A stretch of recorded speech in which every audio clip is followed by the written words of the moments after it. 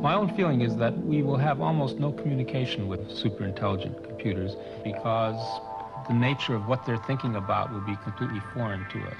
I've thought of it as an example, two machines, maybe each the size of a desk, next to each other, communicating with each other. I've thought of one maybe as George and the other as Sam, and they're talking to each other, and you walk up and you say, "Hey, George, what are you talking about?" Well, from the time you started knocking until you finished asking your question, George has already said to Sam more words than all the utterances of all the humans that ever lived. So the question is, well, what would it say to you?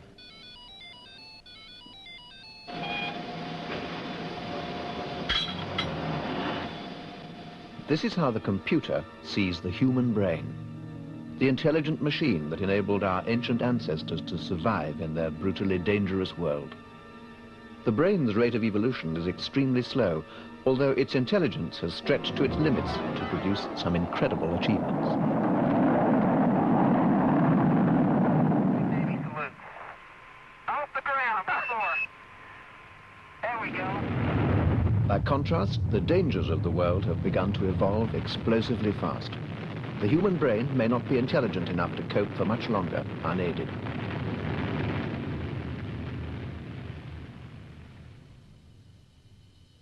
This is how the human brain sees the computer. The computer's a calculating machine whose rate of evolution is immeasurably more rapid than the brain's.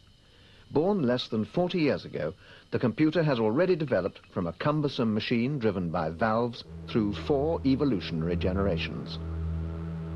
Valves to transistors. Transistors to microcircuits.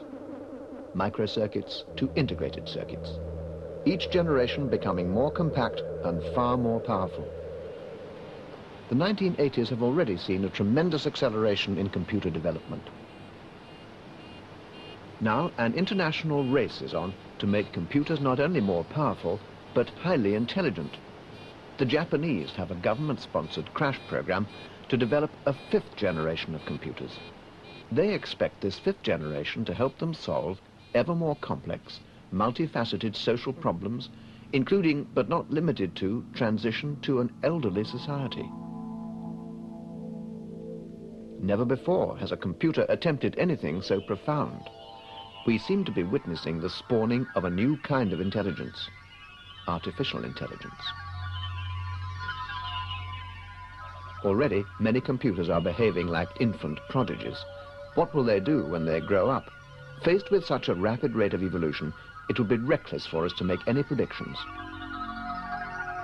But it would be madness not to try.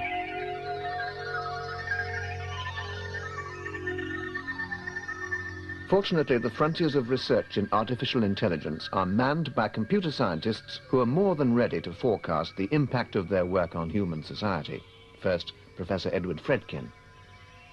I think that the artificial intelligences of the future will be worried about weighty problems that we simply can't understand, and they may condescend to talk to us. They may amuse us on occasion or play games that we like to play, and in some sense, they might keep us as pets. Another scientist in artificial intelligence is Professor Joe Weizenbaum. It has been said, especially here at MIT, that computers will take over in some sense, and it's even been said that if we're lucky, they'll keep us as pets. Arthur C. Clarke, the science fiction writer, remarked once that if that were to happen, it would serve us right, he said. The question I have about that is who are these us who it would serve right? You have to recall that there are, to be very, very generous, say 1,000 people in the whole world who are working on these things, and without having asked anyone else. And if it turns out if they produce the monstrosities that are being forecast here, then it'll serve us right, all the rest of us. I think this says something about the whole question of responsibility in science. Responsibility in science or science fiction? If we're not to be blown off course by wild-sounding predictions, we'd better anchor ourselves in familiar waters. 1959, and the first time computers impacted on society was when Northwest Gas used one to issue their gas bills. Soon, all the public utilities followed. Like babies learning to walk, computers fell over themselves again and again. Artificial intelligence, computers were obviously idiots, certainly no match for their human masters. We don't see things like that anymore. Now we rely on computers in every walk of life, and even school children carry around calculating power that would once have filled a room. Today, computers do everything for us, from flying aircraft to playing games. By contrast, work in artificial intelligence is virtually invisible. It's all a matter of computer programs. But computer programs are gobbledygook to anyone but the specialist, and like the human brain, the computer is an inscrutable machine. From the outside, it's downright boring. A video display unit is a video display unit, and a computer is a shiny tin can. We can only keep watch on what's going on inside through talking to the people who work with them. Good morning. Good morning. I'm Dr. Myers. The nurse tells me that you feel quite weak. Dr. Jack Myers is a consultant with the University School of Medicine, Pittsburgh. Well, diagnosis is often the most difficult part of medicine. It's getting more difficult because of the vast extent of medical knowledge and the number of diagnostic possibilities that must be entertained. So about a decade ago, we arrived at the idea that the computer, with its almost infinite memory and ability to correlate many things simultaneously, would be a help as a diagnostic consultant. We have about 600 diseases profiled now, and each has about 125 manifestations, and then we have to put several values on each of those. I made a rough calculation the other day that an internist, if he's to contain this medical knowledge base, which we have, would have to know 225,000 facts. In my own computer up here, I don't retain 25% of that information. So I don't have to make any personal apology. Why not put it into the computer and use it appropriately? The program has put together a number of diagnostic possibilities to account for the... Harry Popel, one of a new breed of computer specialists known as knowledge engineers. He spent 10 years painstakingly analyzing Jack Myers' lifetime of experience and putting it into a computer program. And not just Dr. Myers' experience, the computer has digested a whole medical library and the most up-to-date medical journals. Harry starts by feeding in all the information Jack has gleaned from the patient. Already there's some confusion. The patient's symptoms seem to be contradictory. Harry, we're doing this computer consultation because this is a problem case. As you can see here, there's some changes in kidney function. The computer, however, doesn't see it as a problem case. It swiftly scans through all the patient's symptoms. Then it finds out which combination of most symptoms corresponds best with anything in the libraries of medical practice it's been programmed with. That's a lot of computer processing. But in a matter of seconds, the program arrives at a diagnosis with a sureness that would be beyond one single consultant. Well, I wouldn't be sure, but the system says it's sarcoid. It doesn't have any trouble. It's said, well, you know, I'm sure it said internally it would be nice to have the big liver, the big spleen, and the big lymph nodes, but this combination of evidence is just so strong that... So even though some of the classical symptoms a doctor would look for were absent, the computer correctly diagnosed the patient's disease as sarcoidosis. But what about the contradictory symptoms that didn't fit? Now the system wants to know about the patient's blood pressure. We have to equivocate... And so the computer program puts out feelers to the outside world to get the extra information it needs to find what else the patient is suffering from. Watching the interchange, it's easy to form the impression that the computer program is intelligent. But is it? The computer it's being run on is 2,578 miles away at one of the citadels of artificial intelligence, Stanford University. Head of the computing department is Professor Edward Feigenbaum. Is the Pittsburgh computer program really intelligent? Feigenbaum's pragmatic about it.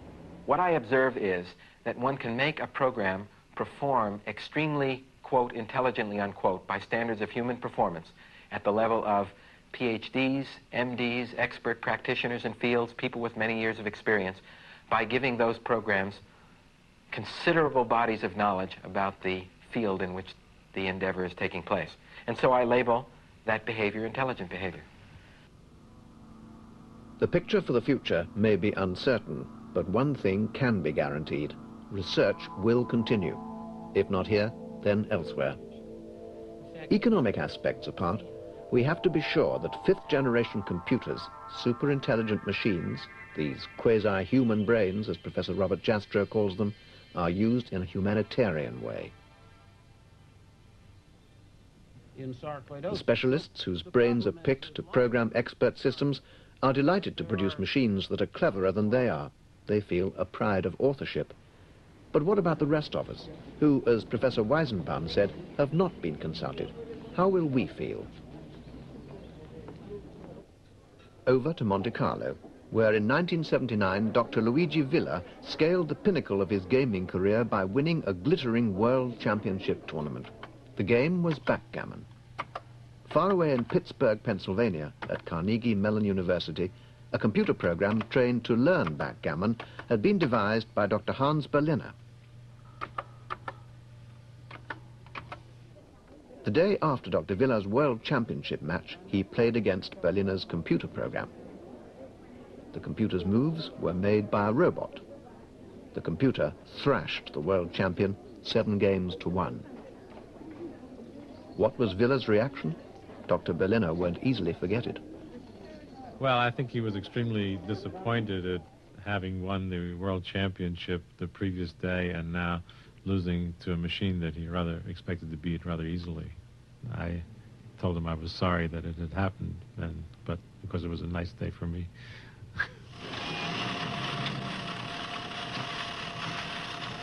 Never before has man had to share his planet with a competing intelligence. How can we assess the situation when it has no precedent? Professor Fredkin. Now, when you put all of this into some kind of perspective, in some sort of universal terms, what we see is that I think of it as 3 great events in a sort of history.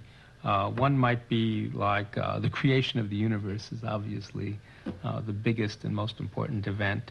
The appearance of life, which is a almost magical organizing principle and is extremely diverse, as we see on this planet, is another major event.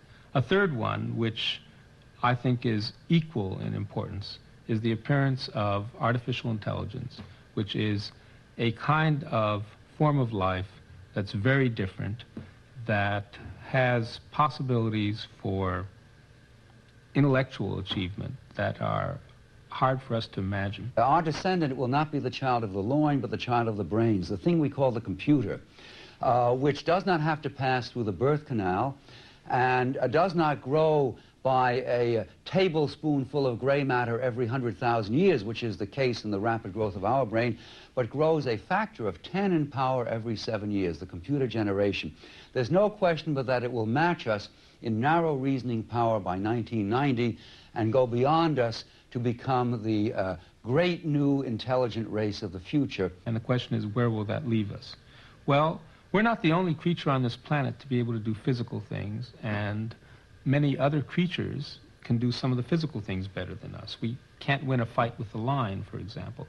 And on the intellectual area, once computers do that better than we can, I think it'll have actually a very beneficial effect. Once the shock passes, the shock of knowing machines can do things better than we can, that beneficial effect will be that we will have a burden removed off of our back, which is the burden of being the sort of supreme intellectual creature on the planet.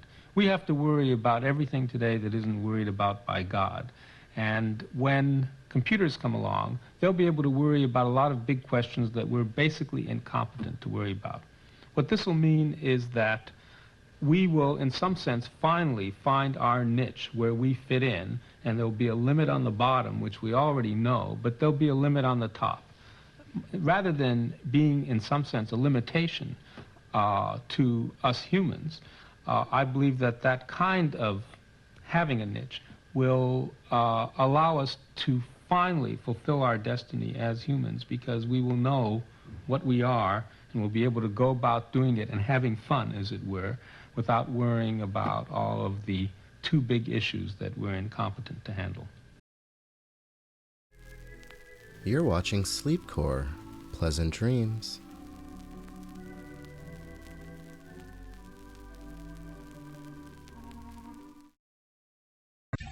You see, you don't get something for nothing in this life. The human condition is such that whatever we want has to be paid for with something else we want. And so the question is not, should you have safety? Should you have convenience? Should you have security? Of course you should. The question is, how much are you prepared to sacrifice of people's freedoms in order to get it? Because we also want freedom.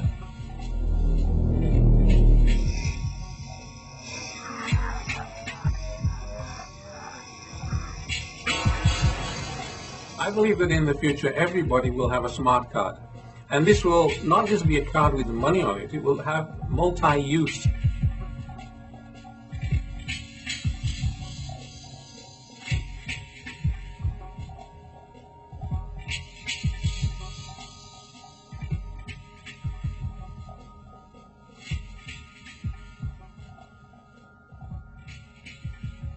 There's no reason to think that you couldn't have one smart card that was your MasterCard, as well as your debit card, as well as your Mondex stored value card, as well as your welfare benefits card, as your health card, and your driver's license, and your student card, and your library card, and so on and so forth. I mean, all of that information can be digitized, and in fact, don't take up a lot of memory, and memory is cheap, so you could have one universal smart card, and I'm sure people at companies like Mondex are vying for that position in the marketplace, to be the, in the end, the one dominant universal smart card.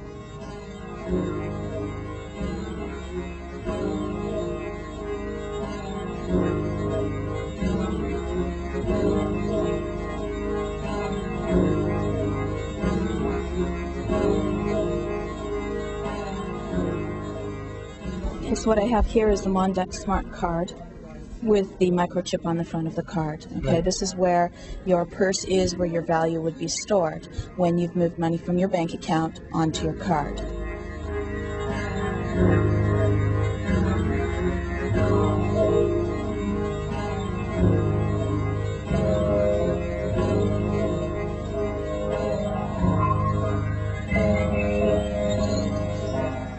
As McLuhan loved to say, nothing is inevitable so long as we're prepared to pay attention. It's paying attention. It's figuring out what questions to ask, what properties of the medium to look at, how it is that this is having its impact on us as individuals, on us as households, on us as whole cultures and societies, on us as an overall planet. The currency of the day is literally always what is most current. So at one time it was seashells, then it was metal, then it was paper, then it was plastic. Now what is most current today is information technology and bits and microchips.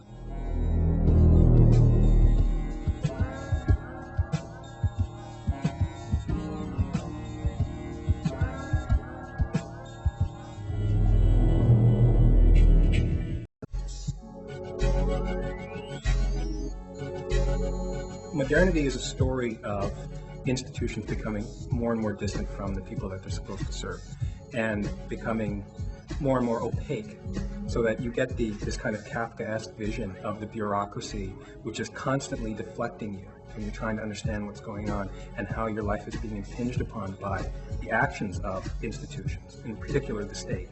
But not just the state. Increasingly now, it's business and corporations which are opaque. So the response then is not to make them less opaque, but rather to hire these people who will speak to us from those places. So we get PR people for corporations, we get spokespeople for governments, and they're our single conduit from the institution and to our own lives. Can we trust what they tell us? Of course we can, because we have no way of verifying it. There's no independent means of matching that against reality. That is the reality we get. That's all we get. So this idea that the spin doctor, right, the salesperson, it's not just about consumer culture. I mean, we're being sold things 24 hours a day in terms of products, but we know that.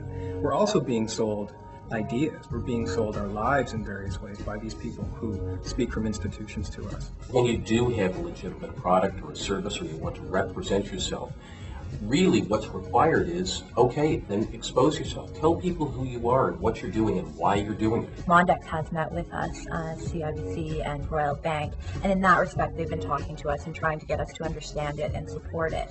But I think generally for students, it's an advertising campaign around the university and around wealth in general. I think we're seeing the confusion of the role of governance and the role of commerce.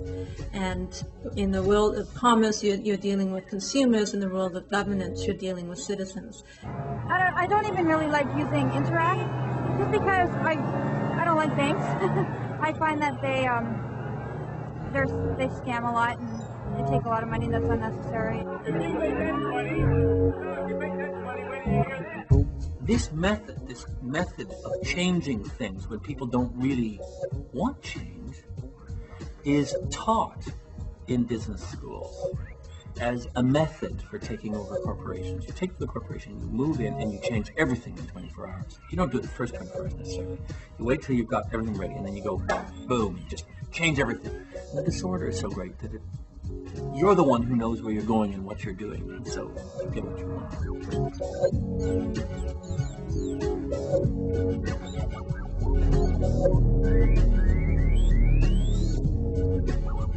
It also allows me to track the last 10 transactions where I've spent money, because that information is stored on the card. It's not stored anyplace else. And if you sign up for the program, you get most of the stuff for free.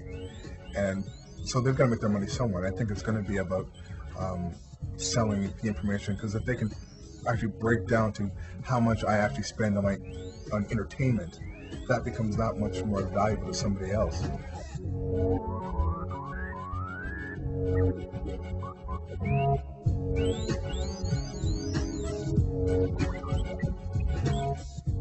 If you read a recent issue of Marketing News, for example, you'll see that merchants like smart cards. Why? Because they act as tracking devices. It's precisely because of the tracking device aspect, that is, that they market can follow the trail, the footprints that you leave every time you make a purchase or a phone call or whatever it is.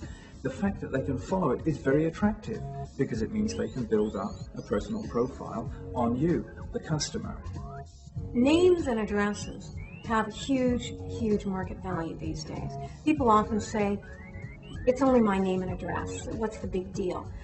Your name and address fuels a multi-billion-dollar direct marketing industry. It's the raw material for a $75 billion industry in the United States and $11 billion a year business in Canada.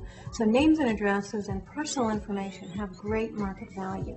Certainly databases are not autonomous. Every time data is collected on a big system, that system costs an awful lot of money to put into place. It's technically very, very sophisticated and very expensive, and it has very specific purposes, whether it's set up for to try to track welfare fraud or to track consumer profiles. All of this technology has made the collection, manipulation, and trafficking in personal information much easier and much more profitable, and therefore much more attractive to business.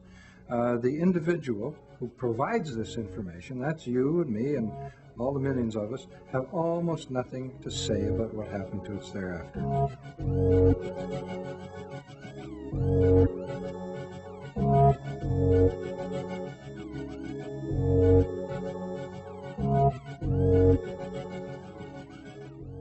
The issue of database sharing or database matching and warehousing is the coming battleground for privacy protection, both in the public and the private sector. There are enormous quantities of highly sensitive and intimate personal information about all of us now contained in data banks all over the place. And with the growth of the internet and network communications, you're not going to have any ability to access that information and try to correct it if it's incorrect. And that's a huge problem. The corporation has an economic interest and, in fact, a duty to their shareholders, we should recognize, to exploit the system as much as they can financially. And so if transaction records of people's purchases has value and Mondex is legally allowed to sell it, they should sell it. And if they don't sell it, they're being negligent to their shareholders. So we have the wallet reading card 1 or card 2. You see, so often what happens, these things become something like the sorcerer's apprentice. We create the instrument. There's a legitimate reason for it, but the instrument goes on and becomes a monster in its own right. And largely because we didn't create the safeguards at the time, we didn't address ourselves, we didn't ask the hard questions, we just looked at the convenience, the administrative convenience, or whatever other legitimate objective had to be resolved, but we didn't face the price that may have to be paid.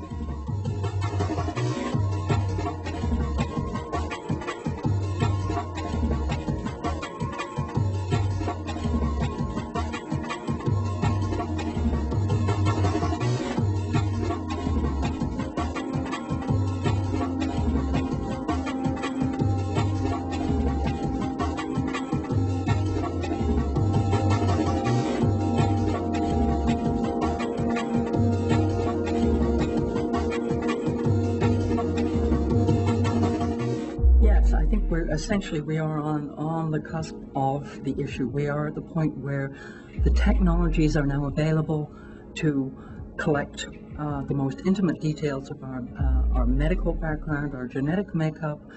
We are at the point at which governments and the private sector have tools like smart cards, like building data warehouses, which can assemble all of this material. But we do not have the policies, the legislation, the understandings that will allow us to maintain control over that. And it's like time bombs waiting to go off. And we will find ourselves down the line waking up, I think, to the fact that we have lost a great deal of the control of information.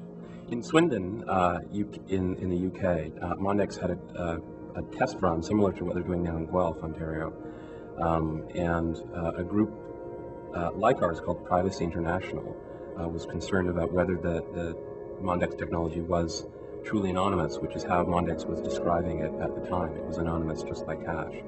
And they filed in court an action claiming that Mondex was guilty of false advertising.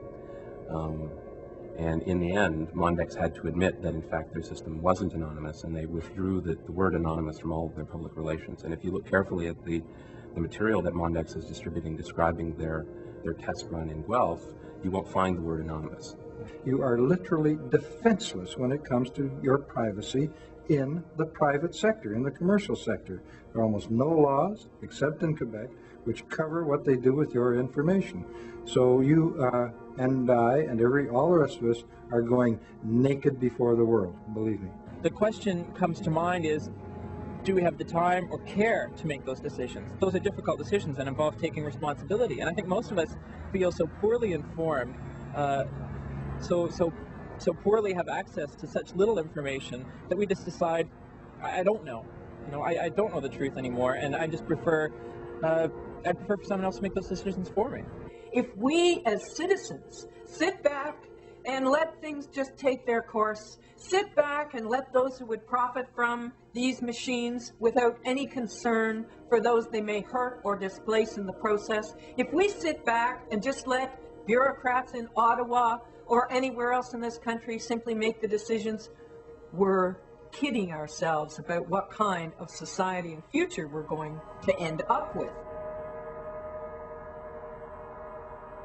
The cashless society is a conflict between our desire for efficiency and our fear of outside control.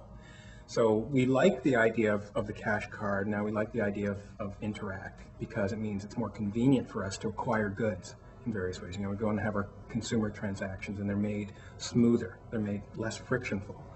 But at the same time, we have this nightmare vision, which is apocalyptic, of some external force controlling us in a way by seizing our assets. So the scenario from Margaret Atwood's novel.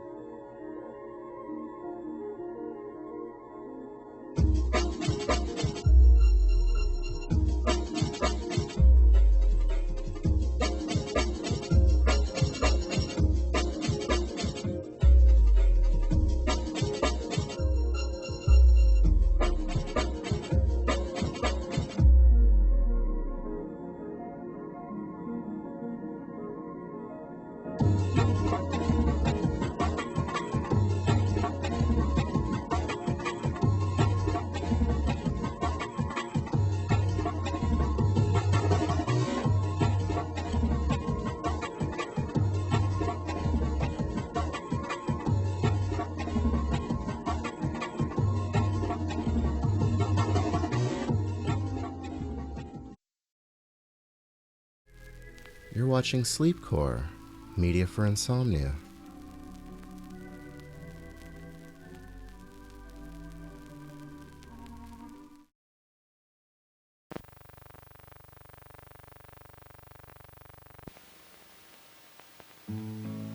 The Los Alamos Scientific Laboratory uses its extensive computer resources in the modeling of physical processes. These models are extremely complex and account for the major portion of computer usage. Some require many hours of computer time for a production run and produce billions of numbers which must be analyzed. Studying literally thousands of pages of raw numbers to learn what occurs in a process at a particular point in time and what can be done to improve it could take years.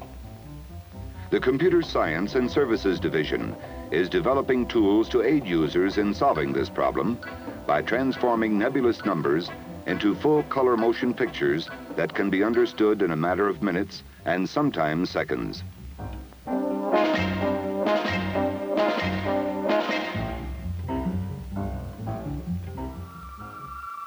This calculation demonstrates some of these tools. We see a cross-section of an upright metal cylinder with sealed ends filled with high explosive, the detonation and its results, and the many rapidly changing physical variables during the process. In actuality, the detonation would occur in 15 millionths of a second. This film gives a realistic slow-motion view of what happens, complete with instant replay and close-ups. Here we see the pressure waves created by the detonation. These waves initially move away from the detonation point spherically and have an appearance similar to waves in a pool of water when a pebble is dropped into it. We see the pressure contours that are similar in appearance to elevation contours on a topographical map. When the detonation reaches the upper end of the cylinder, we zoom in on the area of interest to study, close up, the interaction of the variables. This sequence looks at these same pressure waves in a different manner.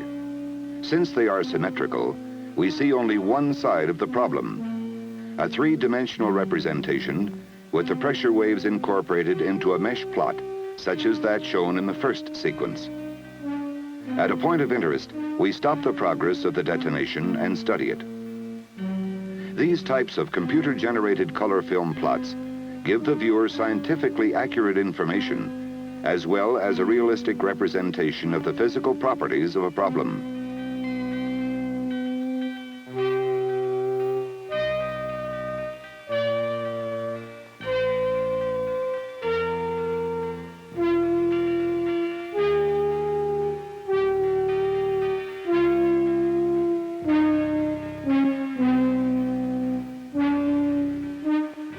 You have just seen the same problem represented in three different ways by the computer.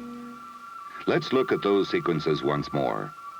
First, the pressure waves created by the detonation, then a color contour plot of those waves, and finally, a three-dimensional plot of all the waves.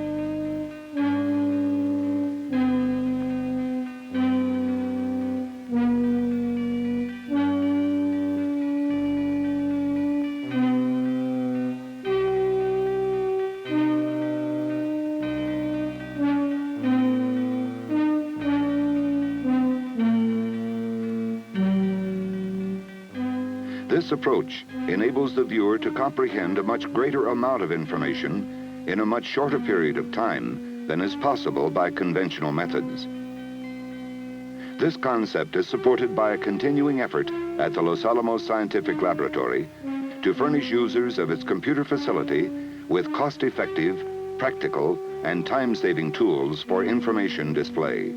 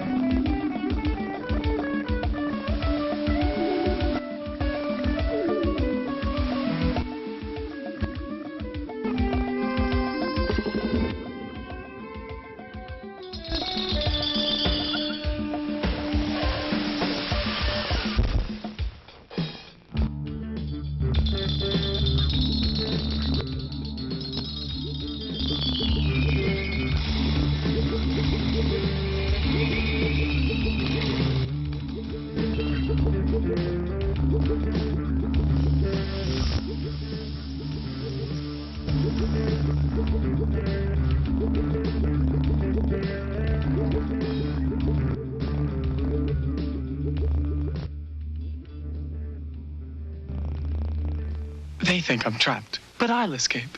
Tunnel Runner, the new video game where you don't look down on the maze. You're in it. Monster! He's smart. I gotta outsmart him.